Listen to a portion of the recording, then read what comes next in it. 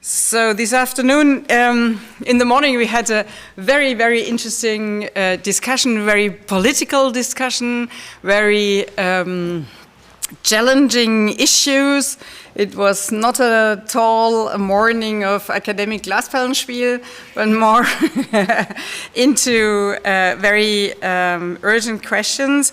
This afternoon, I think we are going to change perspectives in a way so that we are now not.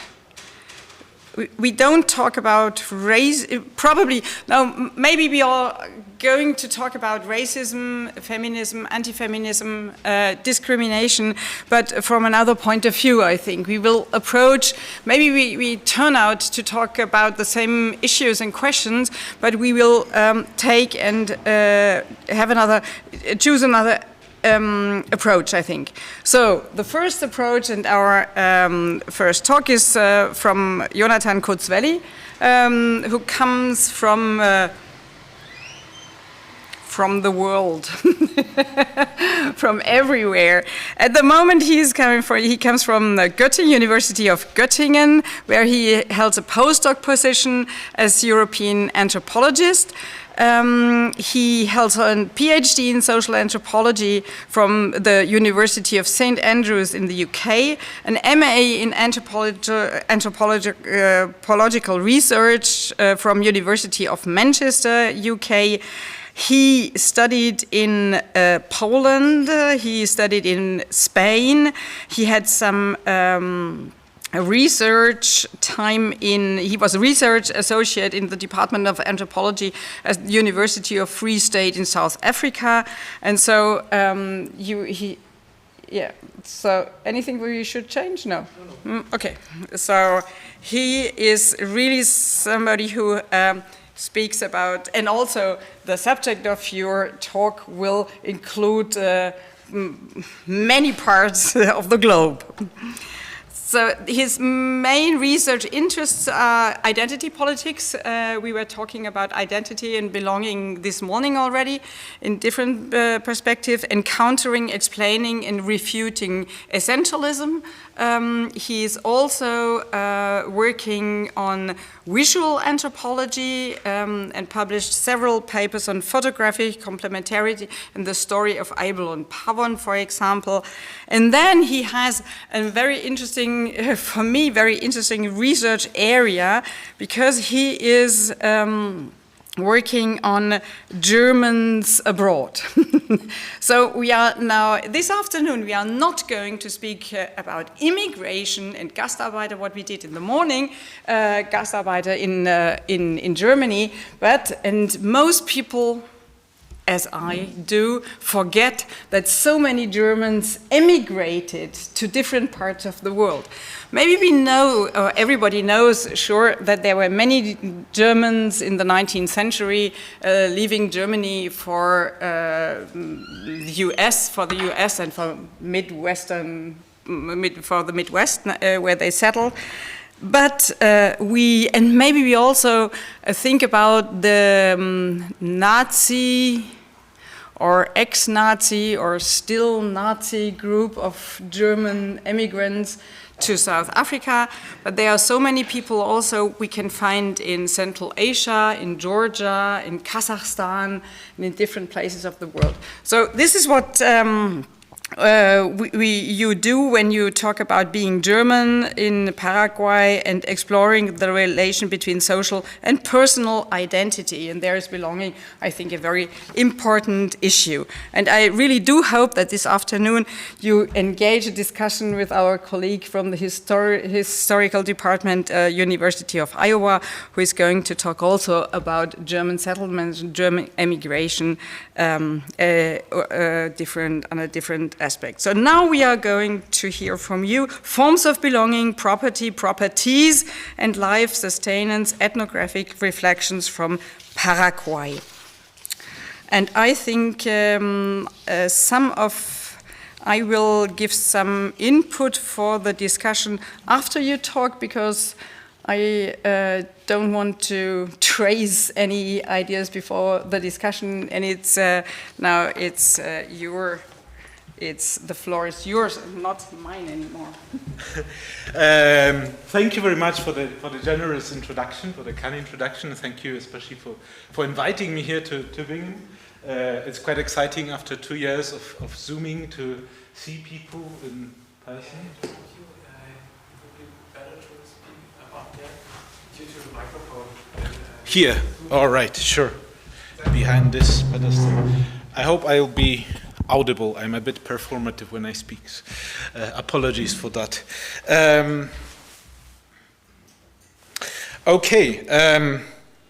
It was difficult to decide what to do my talk about when I was asked to talk about belonging and property. Both terms convey so many meanings and can be applied to so many situations. So I decided to do something slightly less conventional. I hope it will work. Touch wood.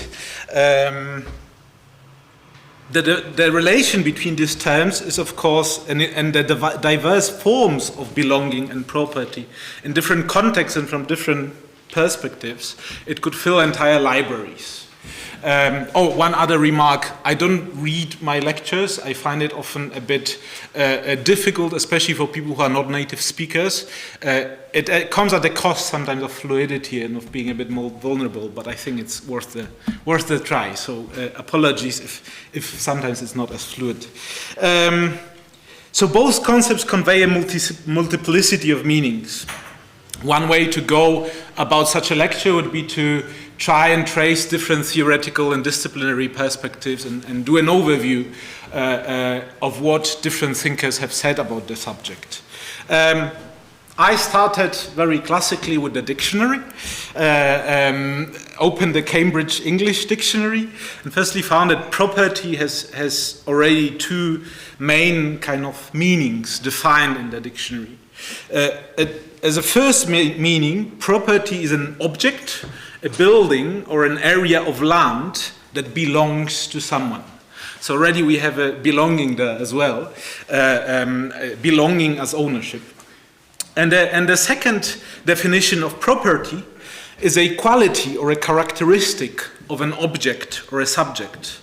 And in that sense, property is often understood as a quality that relates either to the potential use of an object or characteristics which are believed to define a person. Both of the meanings of property are, of course, again, very broad and very wide. And as we've already seen in the previous panels, they enable a plethora of different theoretical avenues that one could explore, from political economy and analysis of different broad social systems of distribution and individual or collective ownership of properties, through maybe analysis of particular laws that regulate property, but also maybe through race and gender studies, as we said, and as we discussed before, that investigate how certain perceived properties of people influence their positionality in the social structure. So again, a multiplicity of possible debates and rabbit holes that one can enter. It is also worth remarking that those two meanings of property and that distinction between them sometimes gets blurred in contemporary social sciences. Blurred or the relationship becomes investigated. So, for example, understanding of capital as both assets and means of production, but also as certain symbolic and cultural properties of people or of the knowledge, blurs slightly the understanding of property as either a materialistic or a symbolic term. This would be, of course, a topic for another lecture. I opened in the dictionary on the term belonging, and again there are two different meanings of belonging. The first one is to be in the right or suitable place. And the second is to feel happy or comfortable in a situation. So again, two meanings that allow slightly different avenues and directions, and probably each discipline would find a lot of thinkers that can say something about it, from analysis of belonging and debates who or belongs where and on what basis, as example, citizenship in the state, through discussions of justice, equality, and equity of belonging, to the liberations of social and psychological and affective conditions of fulfilling belonging. So both property and belonging are very wide terms. Their relationships is further a never-ending rabbit hole. So rather than to talk about the different theoretical approaches that could illuminate this relation in the multiplicity of meanings, I decided to do something slightly different. Especially as a lecture like this is supposed to provoke further debate and somehow orient the discussion afterwards, I decided against turning this talk into an overview of different social theories and political orientations. Instead, I decided to consider the issues through different ethnographic encounters from my own research. I was thinking which of the ethnographic encounters illuminate the different forms of belonging and property in the relation thereof. And I believe I will speak from life stories of 3 individuals. And I believe that in our times of rampant essentialism and reductive thinking, it is good to sometimes remind ourselves of what lies at the core of concern of social sciences and humanities, namely the life and experiences of people. So lives and experience of people always allow some generalization and theory, but always somehow elude theoretical exhaustion. That's why I think introducing these 3 individuals who probably wouldn't feel they belong in this room, is an interesting way to approach the subject. Let's see if it works. And I think each of these individual lives can teach us something about property, belonging, and the relation thereof. Let me start with Pavel Zaitsev, who lives in Kazakhstan. Pavel was born in 1942 in Stavropolsky Krai in the Soviet Union. He was a child of a Russian father and a Russian-German mother.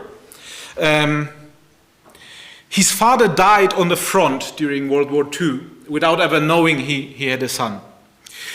One of the first childhood memories which Pavel has is that of the feeling of hunger. Because his mother was considered a Volksdeutsche, she was able still during the war to obtain a German passport and to migrate from Stavropolsky Krai in the Caucasus in Russia to Heilbronn in Germany. So while the war was in turmoil, she with her young son moved to Germany. They didn't live in Germany long though, because after the war, the USSR promised that people who migrated during the war are allowed to go back to the Soviet Union. This was, however, a lie.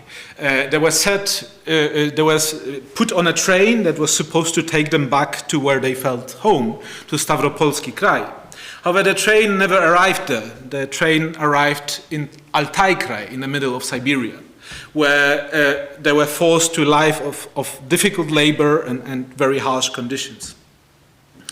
So Pavel already in his first life, years of the life, goes through many different transitions of political structures that differently shape his belonging to the system and his relationship to different properties.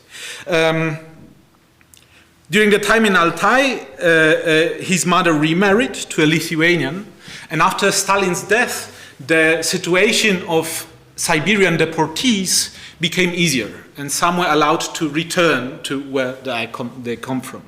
The Germans were not allowed to return, but because she married a Lithuanian, they were allowed to move to Lithuania.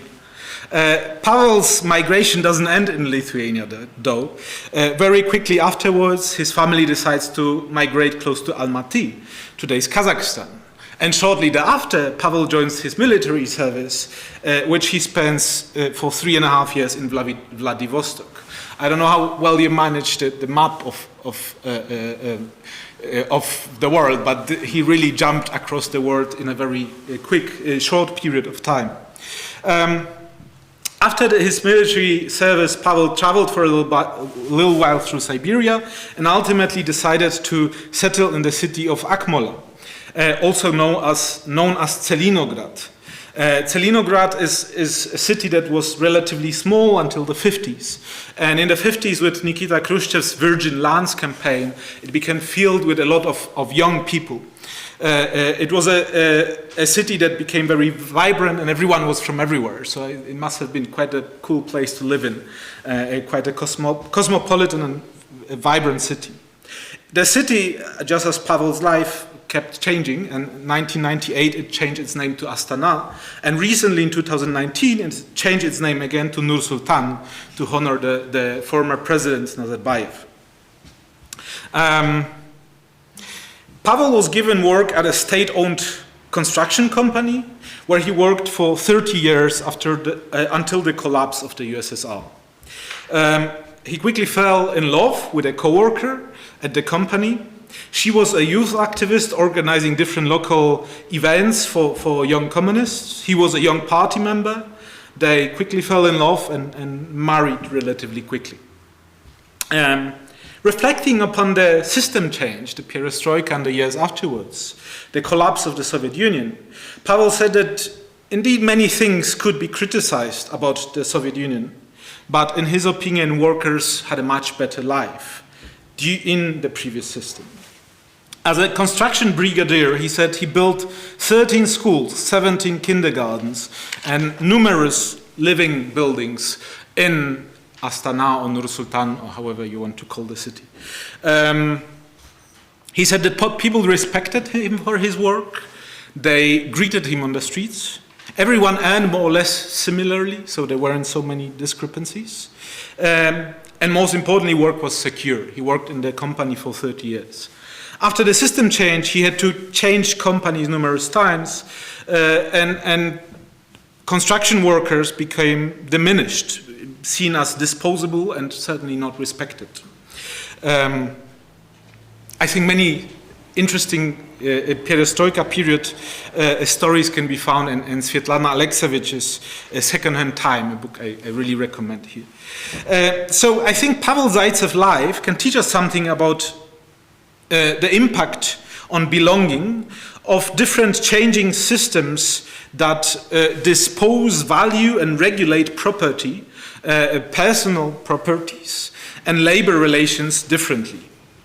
During the war, the property of his mother, the characteristic of his mother as being a German, allowed them a German citizenship. After the war, the same property, the same characteristic of being a German, meant being a traitor and being sent to Siberia. After Stalin's death, this property became slightly less relevant. This property now becomes, again, slightly more important, as Pavel would have a right to apply for German citizenship, which would enable potentially his children or grandchildren to also receive it, which of course becomes quite attractive nowadays. The fall of the Soviet Union marked another systemic change in the regulation of properties, labor relations, and dismantling the state-owned enterprise and privatizing everything, which constituted another shift in belonging. In Pavel's case, he did formally, of course, belong to the state, so the definition of belonging as the rightful place was fulfilled, but in a sense the quality of belonging changed radically, and he felt he didn't truly belong anymore to an honored or respected workforce or working class. So Pavel's story is one of the three stories I wanted to introduce as an example of how changing historical political structures influence the relation between belonging and property.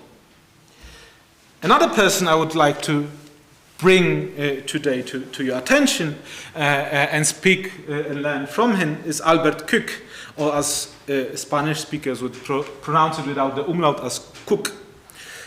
So Albert, or Alberto or Pupa as he's known, was born in Nueva Germania, New Germania in Paraguay, where he grew up mostly at the house of his grandparents. Unfortunately, I only have a picture of his grandfather, not his grandmother. His grandfather Hermann Kück was the one who migrated from Germany to Paraguay at the beginning of the 20th century to a relatively newly established colony or a settlement in the jungle in the north of Paraguay.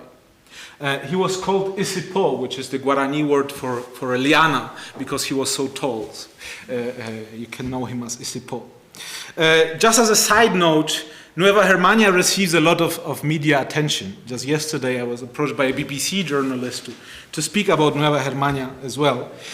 Because the idea to create Nueva Germania was an anti-Semitic idea that came from Richard Wagner, who decided there's too many Jewish people in Germany, we should establish a new empire, Germanic empire far away.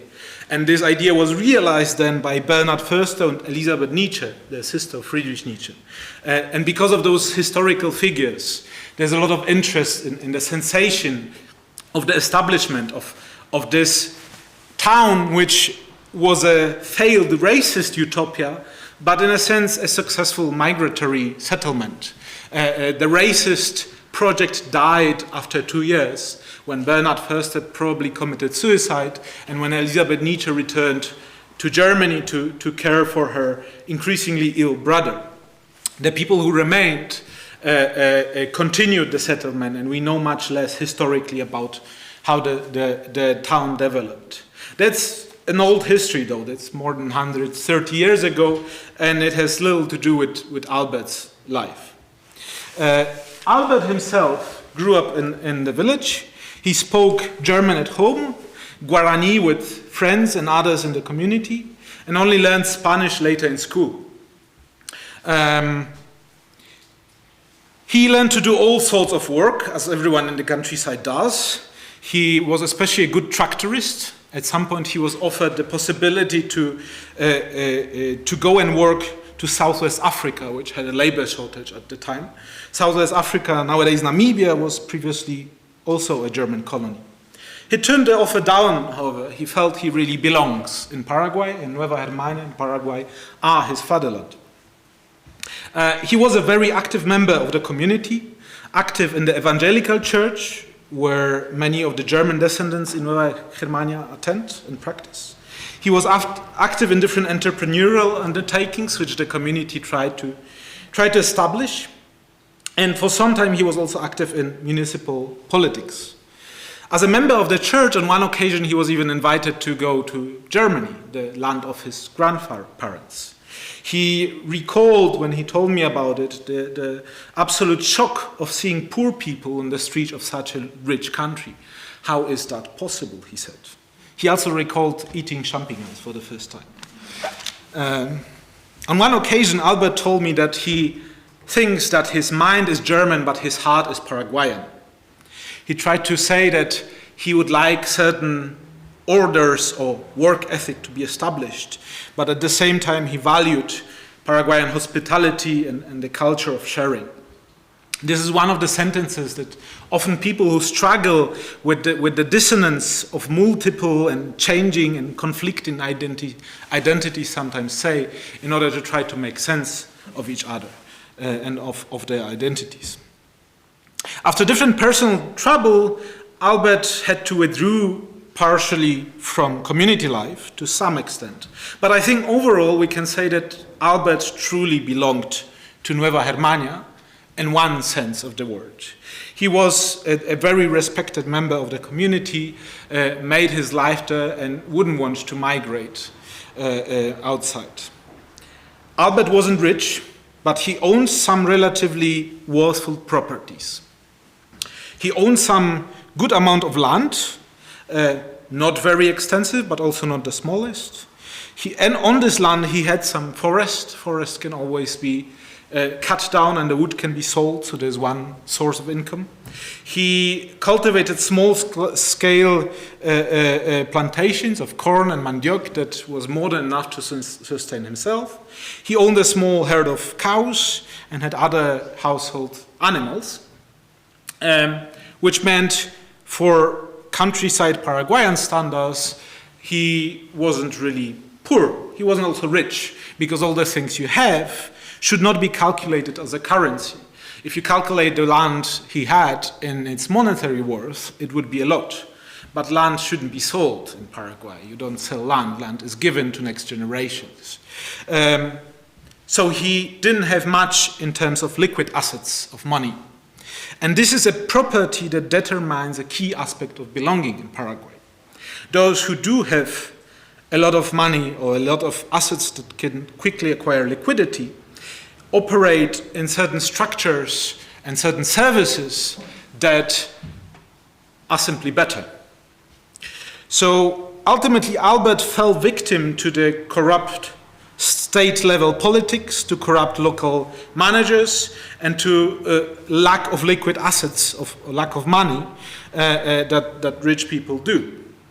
It all started when he started feeling some abdominal pains, went to the local doctor, and the doctor told him it's probably nothing, take ibuprofen, and send him home. He, as many people do, ignored his health and worked until the day he collapsed in front of his chicken coop. He screamed so loudly that the neighbors, whose house is 800 meters apart, heard him and unfortunately came and brought help. He was then taken to a slightly bigger hospital in the next town. In this hospital, he was firstly left undiagnosed 24 hours on a little stretcher in the corridor. Only after the family arrived and pushed for it, he was examined and determined his condition is not crucial. The ultrasound said maybe kidney stones. To really know what was happening, a tomograph should be applied. Unfortunately, the tomograph was broken for already several months, and no one really cared to repair it or to fix it or to do anything about it. Lack of resources in the hospital, both in terms of staff, lack of immediate attention, lack of mostly private treatment, which rich people can afford, led to Albert's death. Albert's quick story, I think, is an example on how a person that on one level belongs fully to a community and possesses enough property to keep afloat, was brutally forced with an indifferent and criminally incapable system, which does not recognize that its citizens deserve basic services that sustain life. In other words, a system that often fails to guarantee a continuity of belonging, a guarantee to sustain life. So here again we have two different meanings of belonging in relationship to the property, which is liquid assets, which is money. So I think that's what we can learn from Albert's story and his unfortunate and probably inevitable death. The third story, and I still fortunately have time, the third story which I want to bring to your attention will speak about a very different kind of belonging, to an extent. That's a story that has nothing to do with Germans, for a change. It's a story of a friend of mine, of Mohammed Elvis Ngum. Albert was also a friend. Mohammed was born in Bamenda in 1980 as one of a family of 14 children. Already at the age of 2, he moved with his older sister to Bafoussam. Bamenda and Bafoussam are two cities in Anglophone and Francophone Cameroon. So already from the childhood, there was a lot of movement of identities and languages involved in his life. He finished a few years of school. As most boys in his school, he dreamed of being a footballer, which unfortunately didn't realize. After school, he jumped from different occupations. Many people tried to go and pursue further education. He, however, saw that many of his siblings finished universities and were unemployed.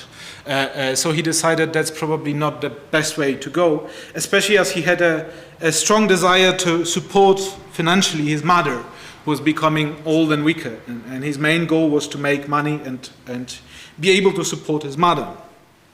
Most of the occupation he was taking on were not producing enough profit to really do that. And at some point he learned how to make sculptures and make them look old, which is being often sold at the antique markets and usually to French or other tourists coming to Cameroon. And this brought some money, but the market is so big and there's so many people doing it that it also wasn't profitable enough. In this different movement, he kept moving between Bafoussam and Bamenda, and often being hosted in different communities but by distant relatives.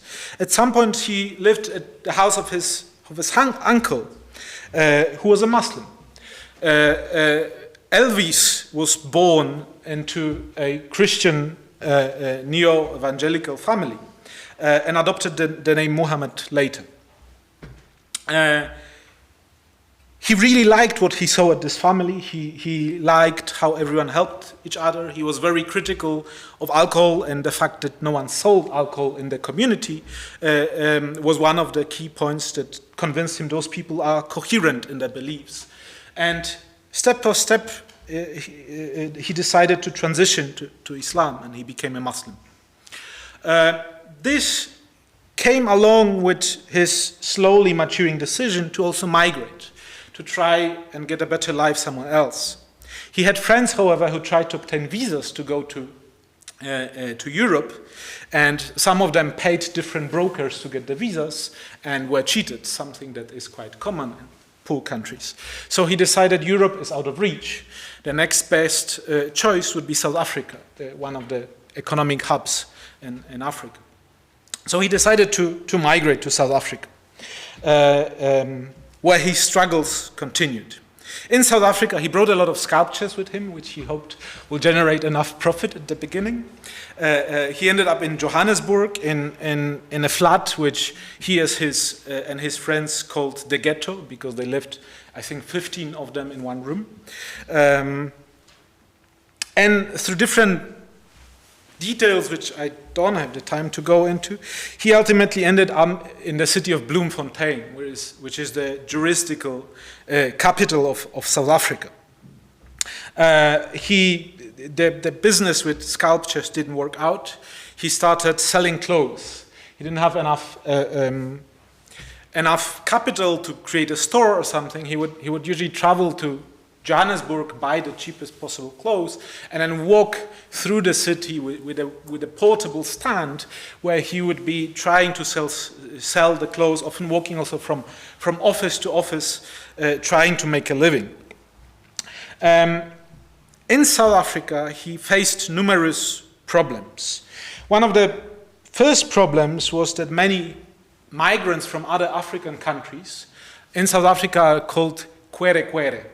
Kwere kwere is a slur, is a pejorative word which originates from a linguistic imitation of people who speak funny. Kwere kwere kwere kwere. And refers to, it's a both nationalistically and racistly tainted word that describes black migrants from other African countries. As a kwere kwere, he suffered daily discrimination in many contexts. He was often charged more, even after having children with a South African partner. When accompanying the children to school, his children would face discrimination on the basis of being children of a kwere kwere. He struggled to get an official visa as a relative of his children, and ultimately had to always apply for asylum. As an asylum seeker, however, he was able to stay in South Africa, but he was not able to return to Cameroon, which further distanced him from his family, especially after a death in family where he was not allowed to return home to the funeral. There was a lot of conflict in his family, and he was accused of becoming a bad son and a bad family member, and his faith was questioned and was accused for not coming to the funeral because of being a Muslim, whereas the reason was the inability of legally being able to travel. In Bloemfontein, while facing this daily discrimination, Mohammed found a lot of help in a local community, in a nearest mosque to the city center. This is a mosque that was run and is run by a group called Tabligh Jamaat.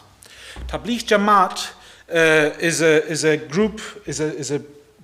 group that originates from Pakistan and northern India, and by many is seen as a radical form of Islam, or as an Islamist form of Islam.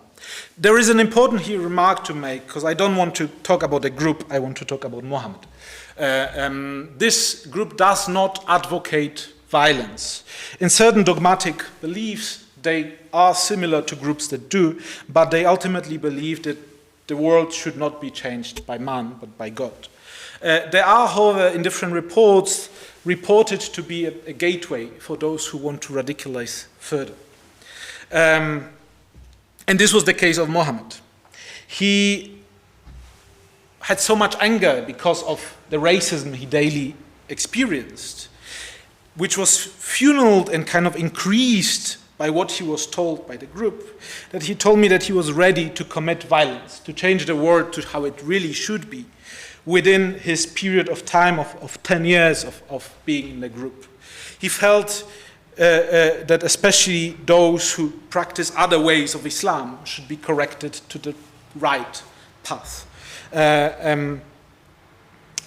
It came to the point where he was invited to go to Pakistan, where he hoped to further his belief and his commitment. He speculates now what this invitation really was and what it would have entailed. He says it might have pushed him towards really committing violence. Ultimately, however, at one meeting, he met another imam from the city who ran another mosque in a different community. Hamid Fernana, who is here pictured on the right, who is a Sufi sheikh from Morocco. And this slowly transitioned Muhammad Elvis to a different form of Islam, to an Islam in which he says God is the best of judges, and in which he realizes that it's not through violence that a better world should be achieved. Radicalization and extremism is a process. It's not something that once happens. He says until today he struggles sometimes with certain urges and certain, he needs to remind himself of the things that he discusses with Hamid quite often. And I think Muhammad Elvis' story, and I quote here because we co-authored an article together about what we thought is we can learn from Muhammad's story about the allure of essentialist thinking. And because we work, and I work often very collaboratively with people, I put both of them as co-authors of this article because it wouldn't be possible to write it without them. So I think what we can learn from Muhammad is his story is a good example of how one's perceived properties, in other words, another form of property, one's characteristics of who one is perceived to be, understood in an essentialist view, regulate belonging. So another relation between belonging and property, just property as characteristics. And I think in Muhammad's Elvis there are two different forms in which we can explore this theoretically. There's the more obvious one, in which at a social level, the perceived properties of Muhammad as his nationality, ethnicity, color of skin, language he spoke, and ultimately his religion, his faith, dismissed or granted belonging in different contexts, in specific constellations. There is another level, though, which I think is interesting to put here also on the table, that hasn't been explored in the conference yet. I think there's a level of belonging which relates to understanding oneself through the prism of one's essentialist properties. So now we are talking of properties as properties of who someone is or believes they are. Note that Muhammad, in response to the discrimination which he faced upon essentialist thinking when he was reduced to either race or nationality, he incorporated a different essentialistic worldview. in which someone's affiliation to a religious doctrine was of an essence of how you're supposed to view this person.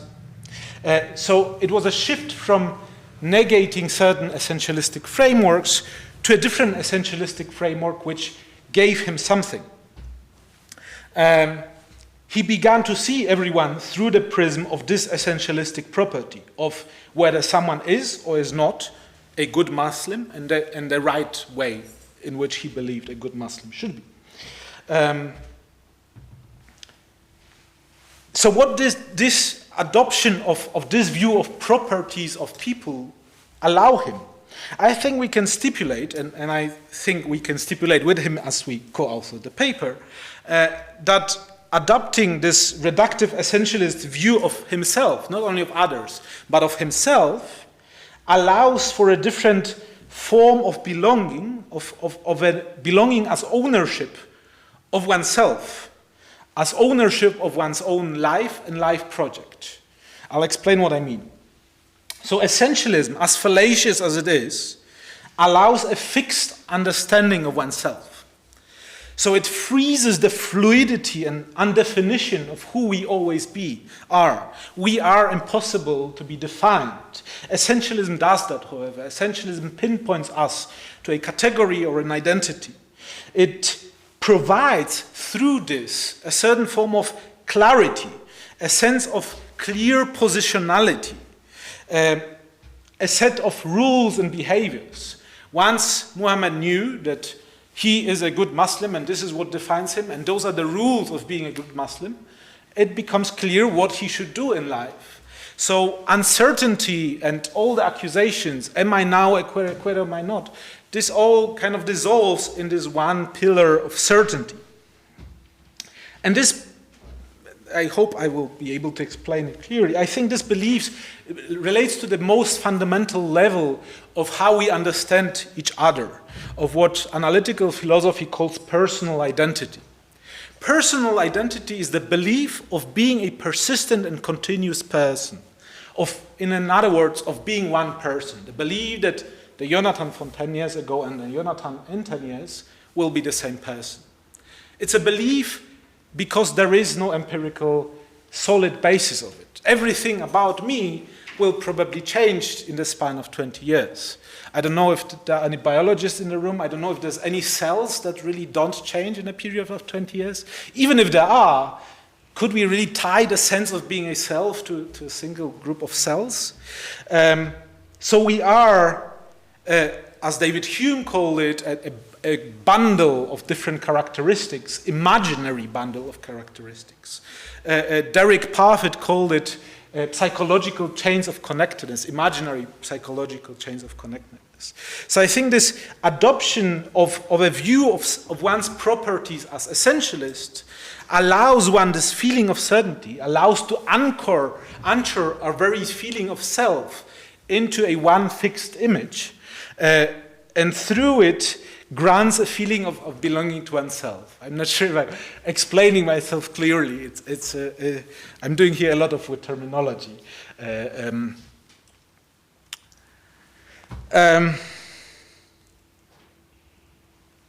So this, I think, essentialism, and I think essentialism is one of the key concepts here at this conference, because belonging keeps returning to who belongs, who doesn't, and it is often determined socially through essentialist notions. It is ultimately fallacious and dangerous, as we saw in both the racism Muhammad experienced and in what he was ready to engage in himself. It is important, however, to understand why people fell into this understanding of properties of oneself and how it regulates belonging to certain groups or structures. And I think it is important because it humanizes people like Muhammad. We've been talking about the far right as an abstract also evil, whereas often those are people who fall into certain logic, which is actually quite widespread, not only on the right, but across the spectrum. So I think Muhammad Elvis's story helps us to think through yet another form of properties or property in relationship to belonging. And I'll be wrapping up now close it in the 40 minutes that I was asked for. So I think there's three stories of these three people. I hope they can provoke to think about the different and diverse ways in which different forms of belonging and property influence each other in different contexts.